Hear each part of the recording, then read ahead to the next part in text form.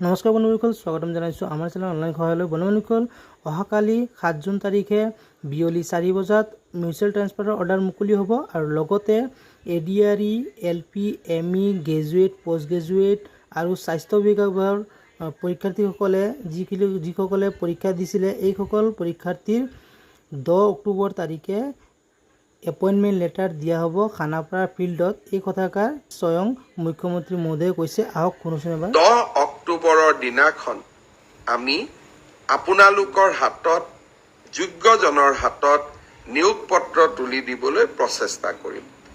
10 অক্টোবৰৰ দিনটোতে আমি post graduate teacher, graduate teacher, LP, ME শিক্ষক আৰু স্বাস্থ্য বিভাগৰ বিভিন্ন পৰীক্ষাত উত্তীৰ্ণ হোৱা আৰু ADRE পৰীক্ষাত উত্তীৰ্ণ হোৱা এই আটাইসকলকে একেলগে খানাপাৰা ফিল্ডলৈ মাতি আনি আমি নিযুক্তি পত্ৰ আগবঢ়াম।